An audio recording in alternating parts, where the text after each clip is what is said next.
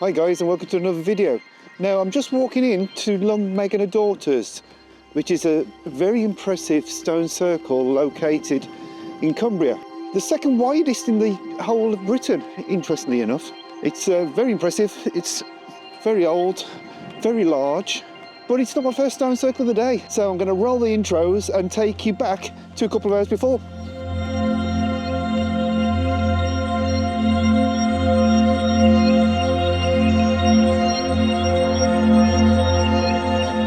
So my first prehistoric location of the day is Kemp Howe Stone Circle. It's a bit of a bizarre one. I'm going to swing you around so you can see why. So here are the stones, but as you can see, we've got a train line basically going straight for the middle of the circle. Now this stone circle is actually located near Shap, and there was a huge complex here, and there was a very big concentration of stone circles, avenues, burial cairns.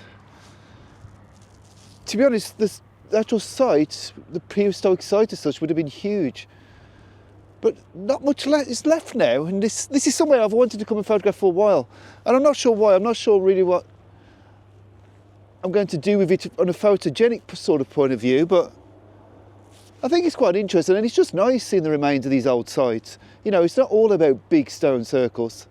Anyway, I'm going to get the little infrared camera out and set a shot up. So I'm not sure if you can see that, but I've sort of settled on my composition. Basically what I'm trying to do is I'm using these two stones here with the works in the distance, and ideally I'll get a train coming through, but that might be pushing my luck. The clouds are looking lovely.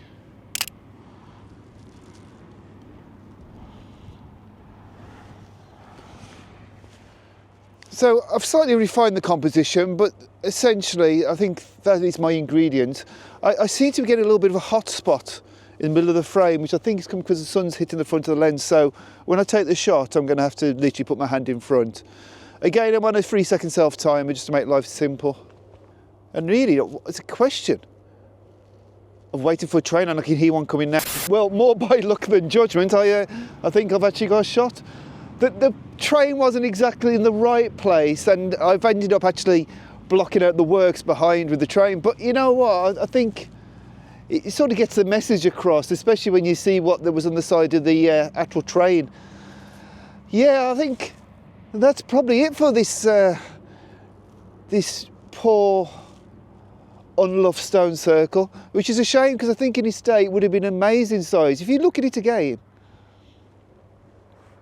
and just look at how big the stones actually are. And imagine that now continuing in a circle all the way around. Well, you get an idea of the size. But yeah, unloved, unfortunately. This really should never happen, should it? But it has.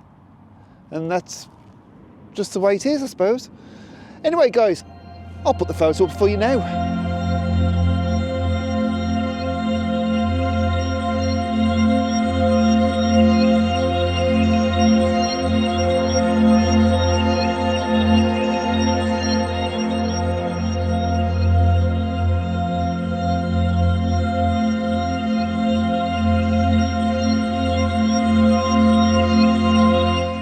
Well, as much as I enjoyed visiting that last stone circle,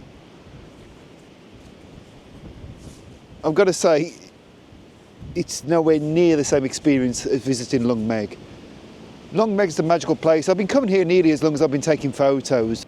Originally, I first got into photography when I was visiting stone circles, so that it all went hand in hand. I wanted to visit these sites and photograph them. And it wasn't until like a good few years later when I started doing the Legacy project, when I started getting results I was happy with. And I think the key for me for photographing stone circles is definitely black and white infrared. Now, I'm using my Panasonic G7 Micro Four Thirds camera, which has been converted to 720N infrared. Sorry if I look like I'm about to jump and grab the tripod, it's really windy and it looks like it's all going to fall over, which is not brilliant, is it? So really, I do think that infrared suits stone circles so well, because let's face it, they're from a time that we probably can't really understand. And I think shooting it in normal colour doesn't do them justice to the essence of these places, the feel of these places, the spirit. I don't know what it is, but it just feels like you need to do something a little bit different to be able to capture the true mood of a stone circle. Anyway, I've composed my first shot, and what I'm actually doing, I'm using a tree as essentially the main focus point, with the stone circle behind and Long Meg in view. And again, I think it just adds to a little bit to the history of this place. Yeah, I think it's a nice start. I think it's going to be a nice shot.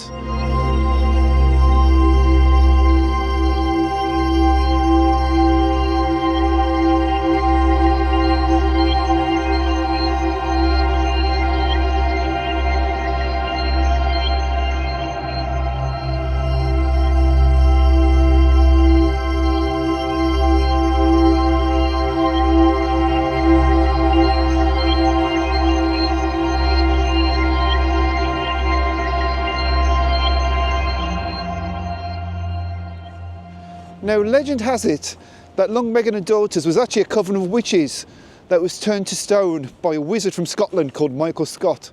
That's a nice, easy to remember name, isn't it? Michael Scott, Scotland, Scottish. Of course, whether you believe that is another thing. But what is hard to probably convey in this video is how big the stones are. So I'm going to go up to one now.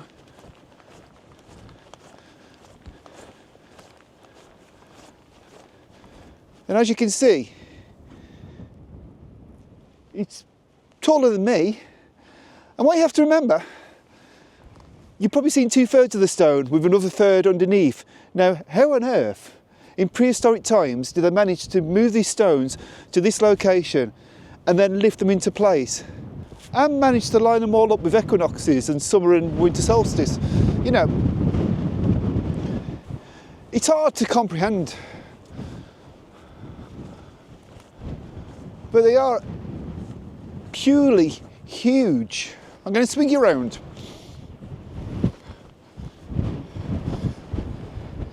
Now that's Long Meg to the left. We'll go and see her in a minute. But we'll just have a bit of a walk around the circle so you can get an idea of the size. Now, I apologise in advance for any wind noise. It's particularly windy today.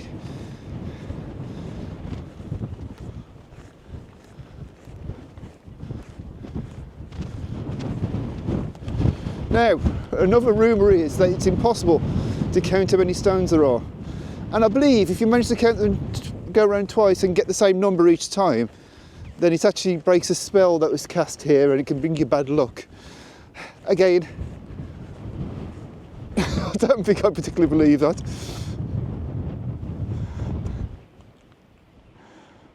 But I think what's really interesting about this site is not only the size,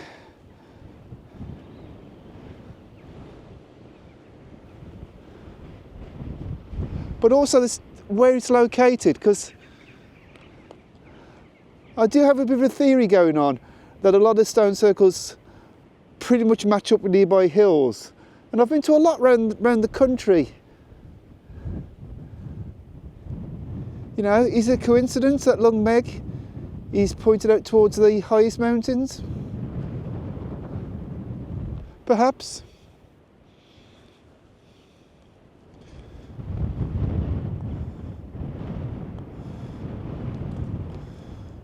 But whatever the reason for them being here, what a great place to spend a few hours.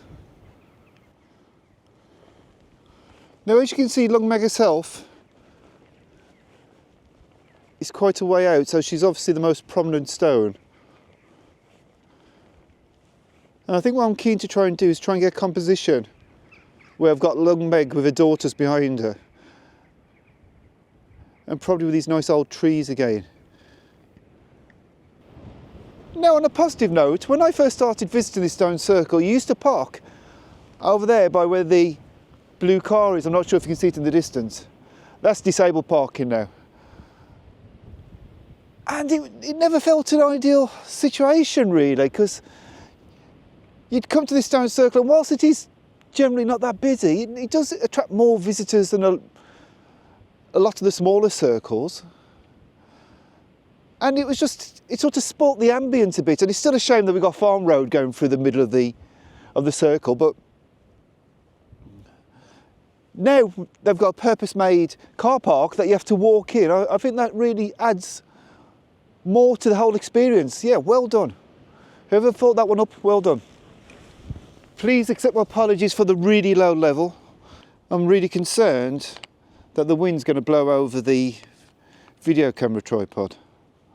I've got to say, if you've watched last week's videos where I was shooting with the 5D without an EVF, it's so nice to get an EVF back in check. So I'm using the 12 to 32mm little compactable Lumix zoom, which is nice and infrared safe. Well, okay, I've got my shot. Now, I've said this before in many videos, infrared photography is just like normal light photography, really. You just have to worry about getting some nice light. That's not to say you can't shoot it in overcast light, but infrared works best when you've got nice bright sun, fluffy clouds. You get that classic infrared look. Oh, there's a person just on my frame. Oh, how annoying is that? And the problem is, once you get a person on your frame when you shoot in infrared, they come out bright white. Absolute nightmare. I may end up having to slightly crop. Unless I can time it just nicely. Put me just out.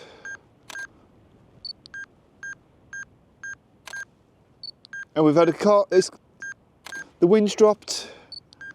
The sun's out.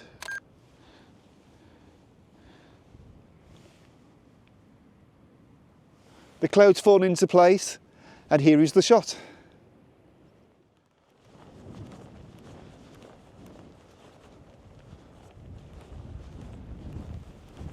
Just look at the size of this beauty. And keep in mind that it's going to be another third underneath, or else it would just fall out. How on earth did they do it? Why did they do it? Right, so I've set up another shot. I've basically just moved around a little bit to the left. I'm getting a really nice shadow from Long Meg itself, sort of going across the bottom of the frame. Just try that. And I'm bringing more of the trees into the equation. There's a group of people walking around, so I'm having to sort of time it with them falling behind a stone. Not literally falling behind a stone, of course. I mean sort of just walking behind a stone and being hid. Could be a long wait. Just in case you wonder what a person looks like, there you have it. Now while I'm waiting for the people to move from the stones, which is fine because everybody's here to enjoy themselves, that's absolutely fine, no problems with that. I'm more than happy just waiting around at a stone circle. I'd like to just do a little bit about my legacy projects, because basically I had it 10 years ago, well over 10 years ago, I had this crazy idea to try and photograph as many stone circles throughout the UK as possible. And I think to date, we've managed about 75, 76 sites, give or take one or two. And my plan was in 2020 was to continue full pelting and get down south and photograph more sites down there. But unfortunately, we all know what happened in 2020 and that sort of scuppered the whole plan. So I'm really keen to try and kickstart that off again this year.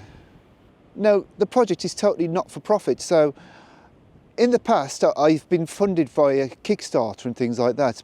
But what I'm going to do now is I'm actually going to start a Buy Me a Coffee page. So if you would like to help fund any future trips, just buy me a coffee, and all the money that I get in that fund I'm going to put towards petrol, so I can actually get to more sites and just get around the country. And then I'm going to have that question at the end of the project of what I'm going to do with the photos. I quite fancy sort of donating them to somebody to use. As I say, I'm not doing this project for money. It's never been the intention. But yeah, if you'd like to see more stone circles and you'd like to help me visit more stone circles, please do consider just buying me a coffee. That'd be absolutely amazing. Okay, I think we're on. We've got a small window. Still got a nice shadow I think the people are going to get back in the frame, so I'm working as quick as I can. Yeah, that's the shot. Quite pleased with it. I don't think it's as strong as the others, to be honest, but it's still nice. I'll put it up on the screen for you now, and then I'll put the other two shots up again so you can just relive Long Meg a little bit.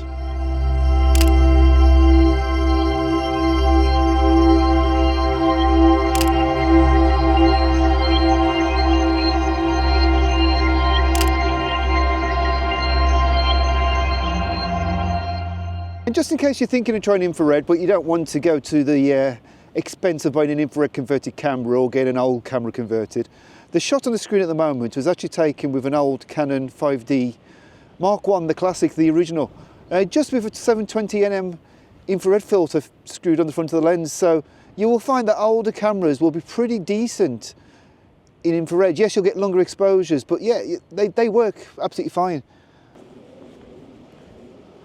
What an incredible, incredible place.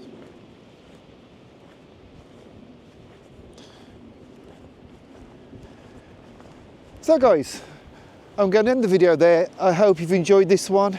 If you have, give it a thumbs up. Maybe subscribe to the channel if you haven't. And don't forget, if you would like to help fund me for any future Stone Circle endeavours, yeah, just buy me a coffee and I'll just use it on petrol instead. But yeah, once again, thanks for watching.